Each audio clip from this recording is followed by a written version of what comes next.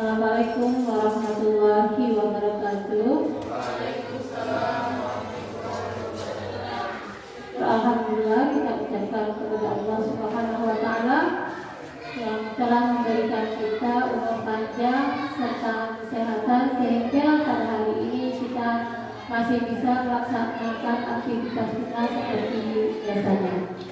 Selawat beriring salam, tak henti-hentinya kita katakan kepada Allah Nabi besar Muhammad Sallallahu Alaihi Wasallam yang telah membawa kita dari alam yang gelap gulita ke alam yang berilmu pengetahuan. Penghormatan saya yang pertama sekali yaitu kepada Bapak Ibu guru penggerak pada tahap 10 ini, kemudian penghormatan saya juga kepada Bapak Ibu guru SD Negeri 2 Batangkuli yang saya banggakan. Alhamdulillah Bapak Ibu, hari ini kita sudah dapat melihat presentasi diseminasi budaya positif yang dipaparkan oleh guru-guru penggerak hebat kita. Saya sebagai kepala sekolah merasa bangga dan mendukung sekali dengan program guru penggerak ini. Alhamdulillah dengan adanya guru penggerak khususnya di SD Negeri 2 Batangkuli yang pada tahap ini ada 3 orang, kami berharap sekali SD kami yaitu SD Negeri 2 Batangkuli ini dampaknya sekali ke siswanya. Semoga dengan adanya guru penggerak sekolah SD Negeri 2 Batangkuli semakin maju. Itu saja yang dapat saya sampaikan dan itulah pengharapan saya sebagai kepala sekolah. Semoga SD Negeri 2 Batangkuli semakin maju bersama guru penggerak yang sudah hampir 11 orang di sini. Ya, itu saja. Assalamualaikum warahmatullahi wabarakatuh.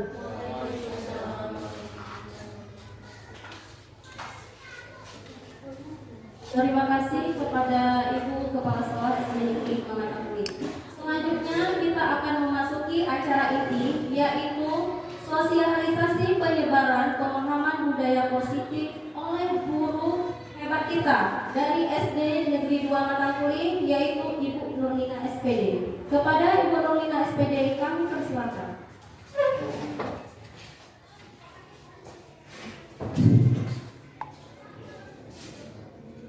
Assalamualaikum warahmatullahi wabarakatuh. Waalaikumsalam warahmatullahi wabarakatuh. Terima kasih kepada semua Dewan Guru yang bersedia hadir pada acara kami hari ini yaitu diseminasi budaya positif di SD Negeri 2 Batangkuli. Apa kabar hari ini Bapak Ibu?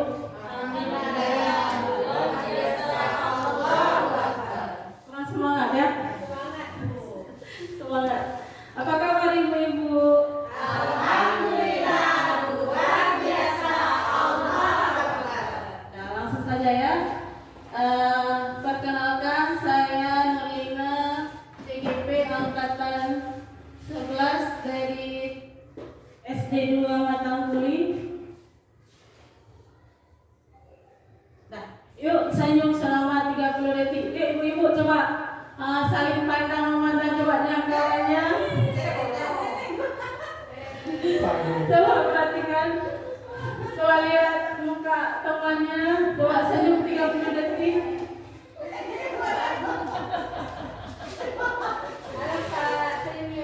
Ada. Nah, kita lanjut ya. Nah, ini ada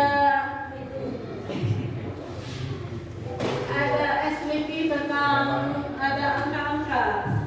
Coba Bapak Ibu perhatikan 1 sama dengan 5, 2 sama dengan 15, 3 sama dengan 25, 4 sama dengan 35. Kira-kira 5 sama dengan 54.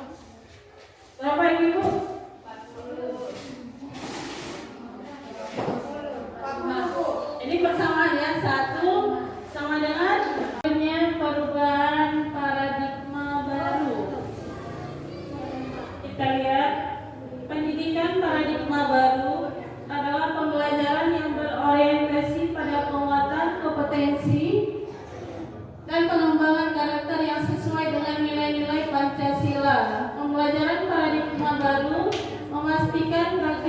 pembelajaran yang berpusat pada murid, yang mana setiap murid belajar sesuai dengan kebutuhan dan tahap perkembangannya untuk mewujudkan profil pelajar Pancasila.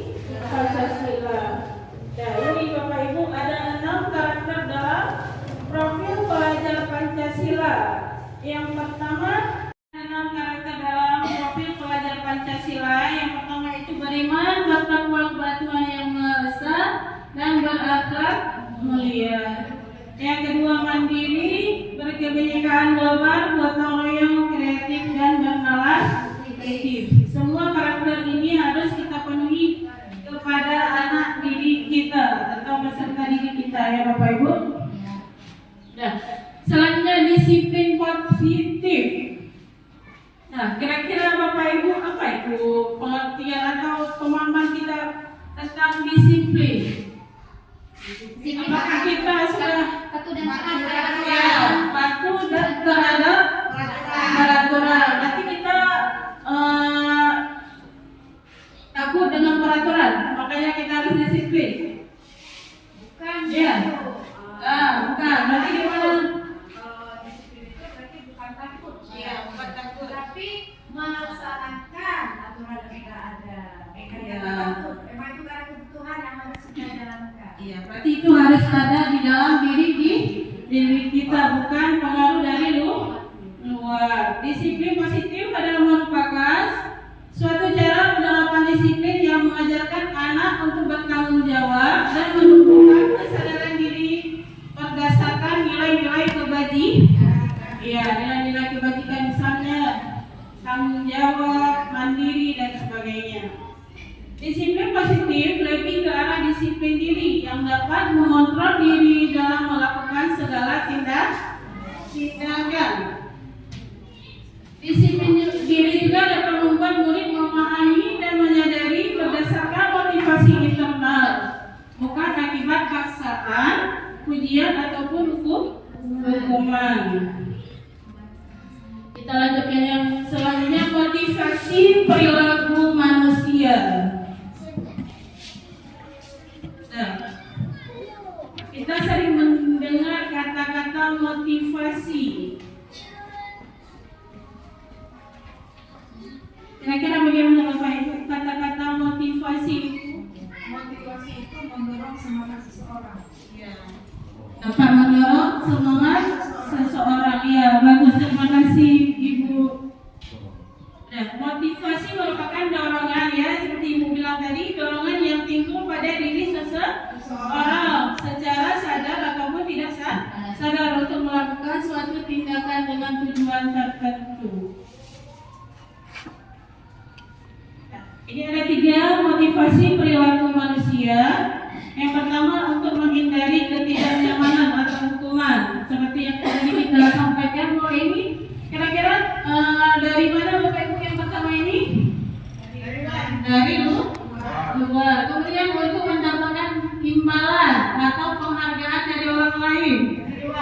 Ya, dari luar. Kemudian yang ketiga, untuk menjadi orang yang mereka inginkan dan menghargai diri sendiri dengan nilai-nilai yang mereka percaya. Dari dalam diri sendiri atau internal, ya. Nah, selanjutnya kebutuhan dasar manusia. Nah, kita ini sebagai manusia, Bapak Ibu, semua punya kebutuhan dasar. Kira-kira ada berapa kebutuhan dasar manusia? 5. Ada 5.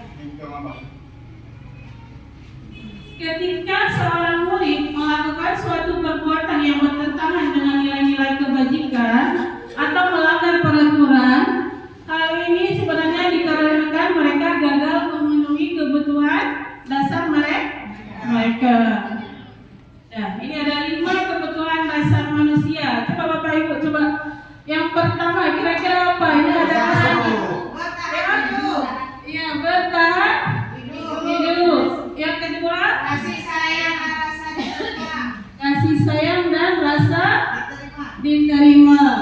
Penguasaan. Yang ketiga, penguasaan. Kebebasan. Kebebasan. Yang kelima,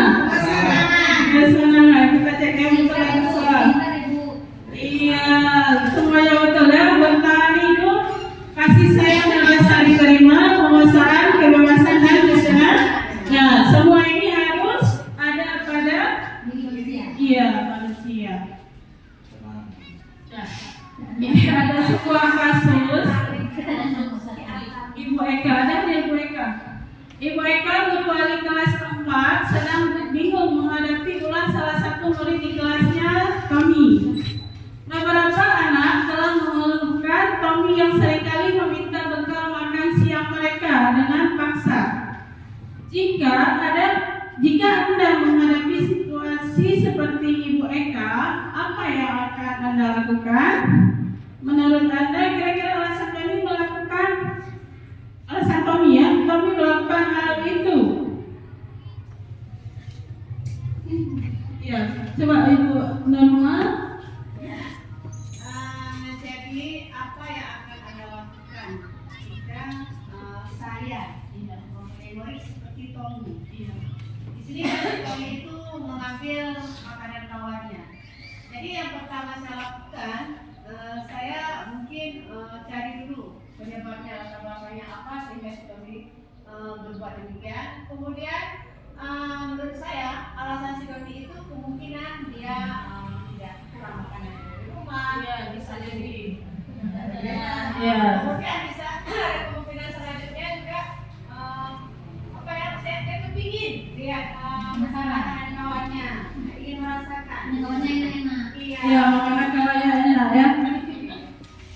Bapak Musa? Nggak jadi. Udah, nggak langsung hukumnya Pak.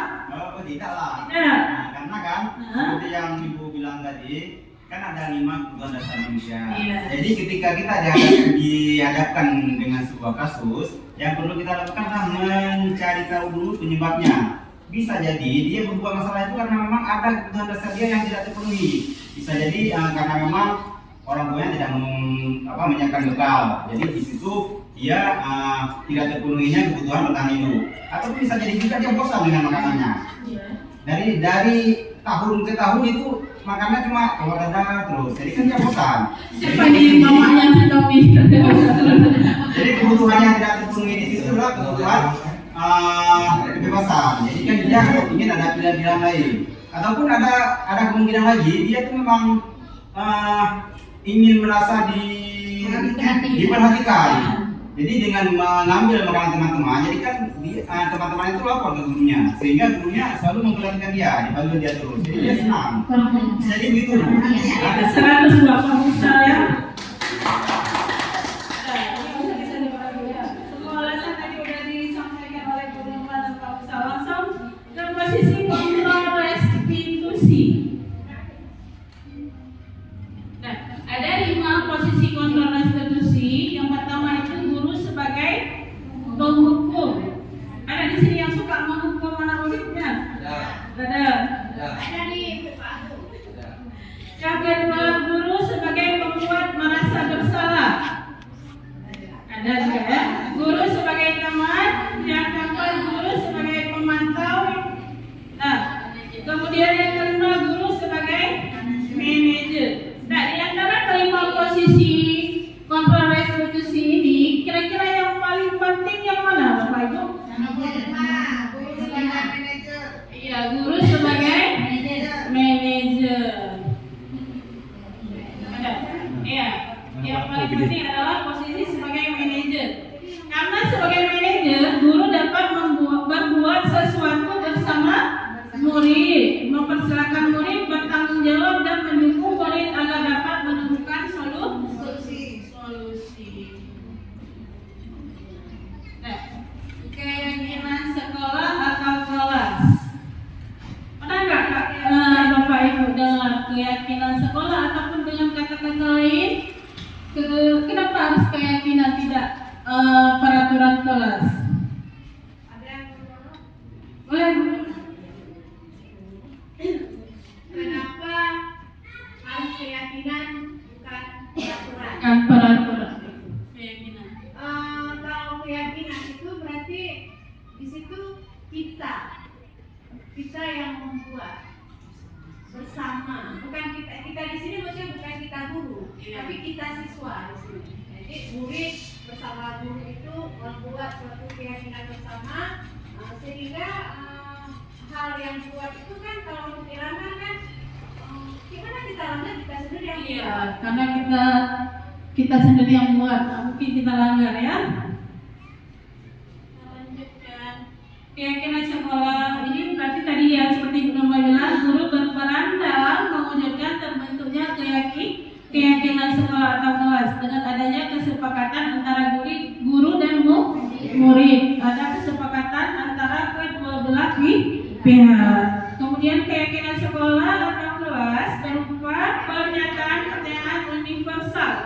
yang mudah diingat. Dia tidak harus kata-kata dengan kata-kata yang panjang ya, tapi mudah diingat dan harus mengandung nilai positif. Lanjut lagi, ada soal dari Bapak Ibu. Peraturan yang pertama, selalu kembalikan buku ke tempatnya. Ini adalah sebuah keyakinan kelas. Kira-kira nilai kebajikan yang dituju pada selalu kembalikan buku di tempatnya, nilai kebajikan yang mana Bapak Ibu? Misalnya di perpustakaan kan ada dibuat di dinding, ada selalu kembalikan buku ke tempatnya. Nilai kebajikannya berarti selalu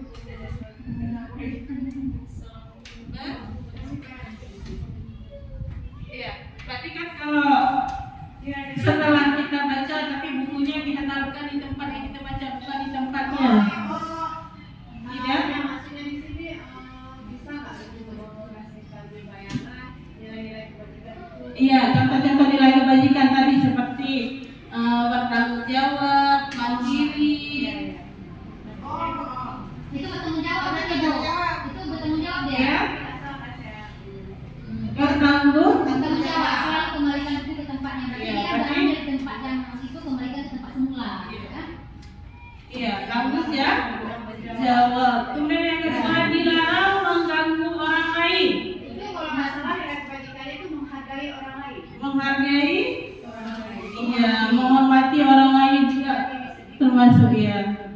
Kemudian hadir di sekolah 15 menit sebelum pembelajaran dimulai. Iya, komitmen pada tujuan tadi ya, menghormati orang lain. Nah, kemudian dilarang melakukan kekerasan. Bukan. Dilarang melakukan kekerasan berarti di situ Iya. Iya, menghormati orang lain. Kemudian dilarang menggunakan narkoba. itu kalau tidak salah itu untuk keselamatan juga ya. Iya. Dan Untuk keselamatan. keselamatan. Iya, dan kesehatan. Ya, kalau tidak selamat kan tidak selamat. Iya. Nah, kemudian bergantian atau menunggu giliran ini berarti kesabaran ya. Kemudian gunakan masker. Iya. Kesehatan, keselamatan. Ya. Jangan berlari di kelas atau koridor. Keselamatan. Iya. Yakin? Yakin Iya, keselamatan awan. Nah, ini ada lagi Bapak Ibu. Ini tentang hukuman atau konsekuensi. tindakan Mencatat 100 kali di dalam buku kalimat "saya tidak akan terlambat lagi karena terlambat ke sekolah". Menurut saya hukuman Bu. Hukuman. Kita cek. Iya, hukuman. Lari mengelilingi lapangan basket 2 kali karena terlambat hadir di sekolah.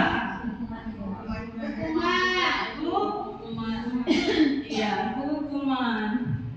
Yang ketiga Bapak Ibu, murid diminta untuk push up 15 kali karena tidak menggunakan masker ke sekolah. Hukuman juga. Iya, hukuman juga. Kemudian yang selanjutnya, menggantikan kertas tugas teman yang telah dicoret-coret.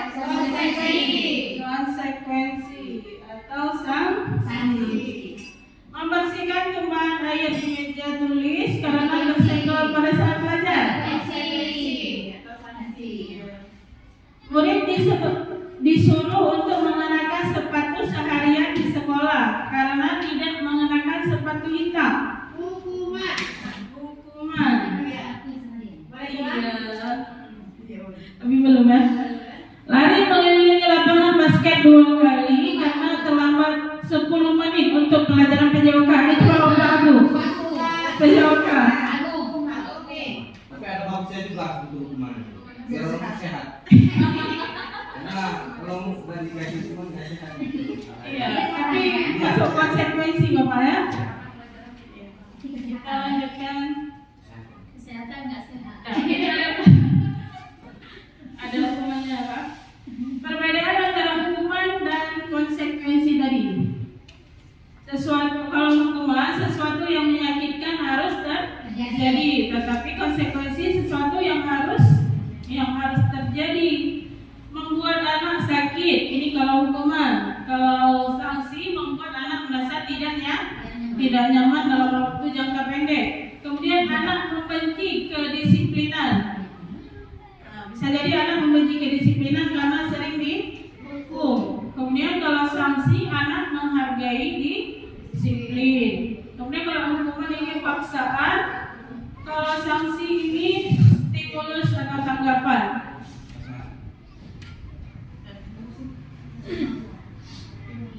Nah, ini contoh kesepakatan kelas yang pernah kami buat di kelas ya Bapak Ibu. Nah, selanjutnya segitiga restitusi. Pendekatan segitiga restitusi ini adalah proses menciptakan kondisi bagi murid untuk memperbaiki kesalahan mereka sehingga mereka bisa kembali pada kelompok mereka dengan karakter yang lebih kuat. Melalui restitusi, ketika murid berbuat salah, guru akan menanggapi dengan cara yang memungkinkan murid untuk membuat evaluasi internal tentang apa yang dapat mereka lakukan untuk memperbaiki kesalahan mereka dan mendapatkan kembali harga dirinya. Nah, ini semua Bapak guru di sini sudah melakukan yang tahapan dalam segitiga restitusi di kelas. Iya kan Bapak Ibu? Ya. Ada 3 tahapan dalam segitiga restitusi. Yang pertama, menstabilkan identitas, kemudian validasi tindakan yang salah, dan menanyakan keyakinan yang telah disepakati tadi baik di dalam kelas maupun di sekolah. Nah, ini tahapnya menstabilkan identitas, kemudian validasi, kemudian menanyakan keyakinan, sampai di kesimpulan Bapak Ibu. Tadi budaya positif harus dibangun untuk menumbuhkan motivasi internal, yaitu motivasi yang ada di dalam diri sendiri untuk melaksanakan disiplin positif bagi murid yang nantinya akan ikut berpengaruh kepada pencapaian visi dan misi sekolah. Membangun budaya positif tentu saja tidak bisa dilakukan sendiri, melainkan butuh kolaborasi dari semua warga sekolah, mulai dari kepala sekolah, guru, tenaga pendidik, dan murid. Bahkan dibutuhkan dukungan orang tua dan komite sekolah. Baik Bapak Ibu, inilah kesimpulan kita pada hari ini. Terima kasih. Demikian semua dapat menginspirasi. Akhir kata semua tergerak, lekas bergerak dan mari menggerakkan. Terima kasih Bapak Ibu atas partisipasinya.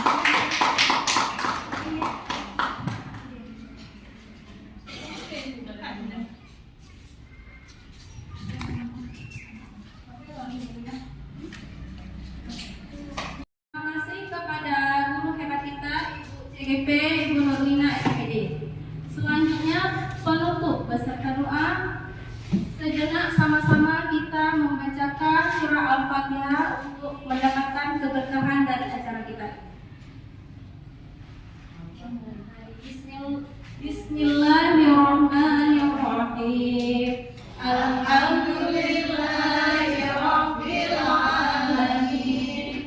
Ar-Rahmanir-Rahim.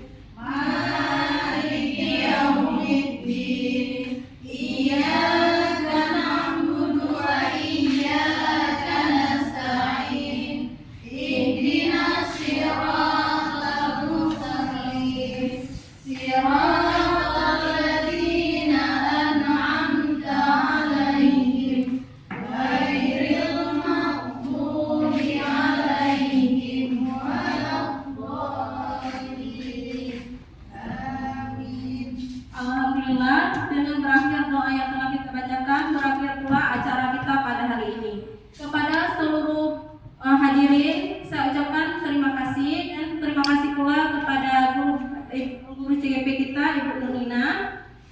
Sekian acara ini hari ini saya akhiri. Wabillahi taufiq wal hidayah. Wassalamualaikum warahmatullahi wabarakatuh. Waalaikumsalam warahmatullahi wabarakatuh. Undang kalian.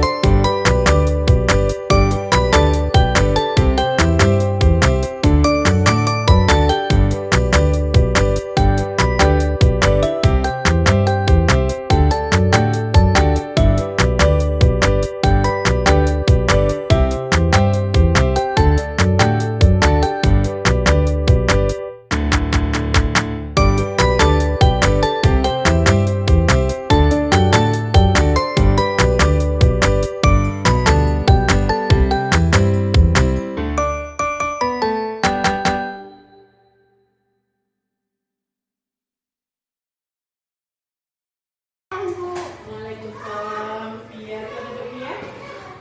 Gimana kabar Pia hari ini? Baik. Kira-kira Pia tahu nggak kenapa dipanggil ke sini? Enggak. Tadi pagi Ibu melihat Pia nggak tiket, tapi kenapa Pia tiket? Kenapa Pia nggak tiket? Coba cerita sendiri. Lambat sekolah. Kenapa lambat sekolah? Telat tidur sekolah. Emang Pia sekolah tidur jam berapa? Jam 11. Jadi paginya terlambat. Iya, berarti Pia tadi udah mengakui kesalahan dia. Kira-kira keyakinan kelasnya mana ada yang Pia langgar?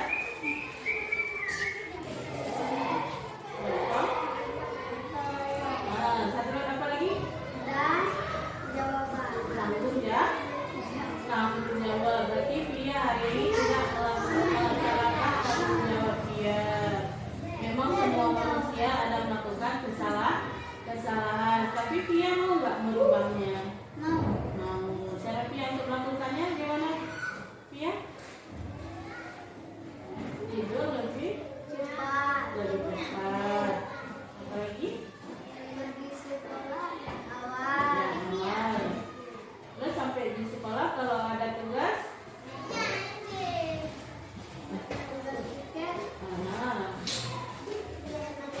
Tiket terus. Iya, berarti Pia udah mengakui kesalahan dan berusaha untuk tidak mengulanginya lagi.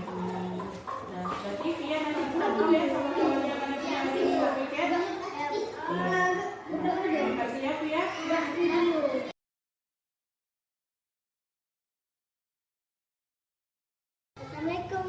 Waalaikumsalam Nora. Coba duduk sekarang Nora. Gimana kabar Nora?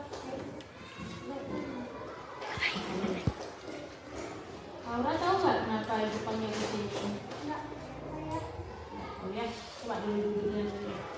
Gimana pelajaran selama ini? Baik. Nah, tadi pada saat jam pelajaran matematika, ibu lihat Laura belum mengumpulkan tugas matematikanya. Kenapa?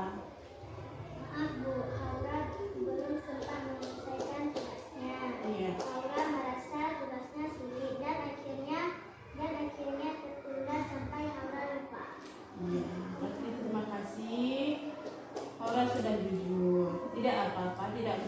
Jika merasa kesulitan, tapi penting untuk kita belajar dari kesalahan sekarang. Laura percaya dengan keyakinan kelas kita. Kira-kira Laura sudah melanggar keyakinan kelas kita yang mana? Tanggung jawab sebagai siswa. Jadi orang melalaikan tanggung jawab dan tugas orang sebagai siswa karena tidak merupakan tugas tepat waktu. Nah, semua manusia pernah melakukan kesalahan, tapi orang mau nggak memperbaikinya?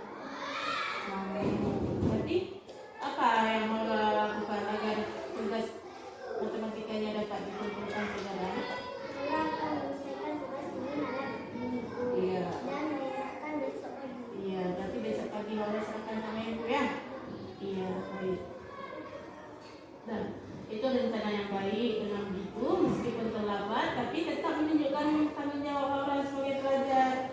Dan agar ini kan jangan sampai terulang lagi kejadian ini, apa yang Haura lakukan? Haura akan mulai mengerjakan tugas lebih awal Iya. dan meminta bantuan kalau ada bagian yang sulit. Iya. Kalau ada itu ide-ide yang sangat bagus, dengan begitu orang bisa lebih teratur dan tidak terburu-buru.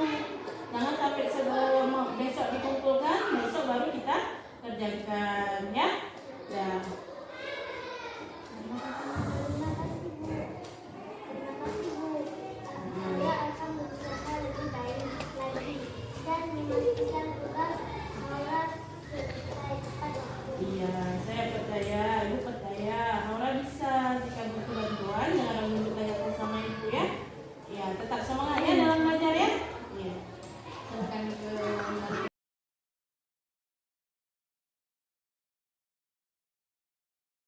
Assalamualaikum warahmatullahi wabarakatuh. Perkenalkan, nama saya Alfiatul Nur. Saya murid kelas 4, wali kelas Bu Nurlina. Saya senang setelah berdiskusi dengan Bu Nurlina karena kesalahan saya tidak piket, dan mulai ke depan saya akan bertanggung jawab atas tugas-tugas saya sebagai siswa. Terima kasih. Assalamualaikum warahmatullahi wabarakatuh. Assalamualaikum warahmatullahi wabarakatuh. Perkenalkan, nama saya Haura Nisa Fatina. Saya murid kelas 4A, wali kelas Bu Nurlina. Saya merasa senang setelah berdiskusi dengan Bu Nurlina atas kesalahan saya tidak mengumpulkan tugas tepat waktu. Mulai sekarang, Haura akan berusaha lebih giat lagi dan semangat dalam belajar. Terima kasih. Assalamualaikum.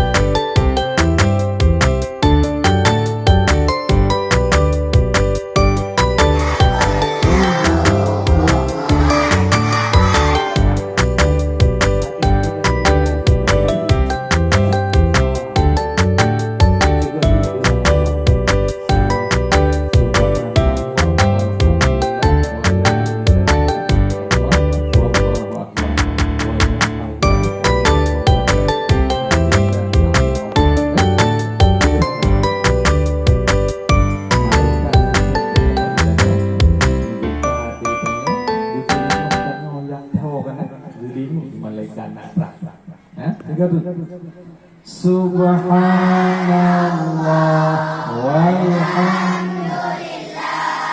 wa la ilaha illallah wallahu akbar wa la hawla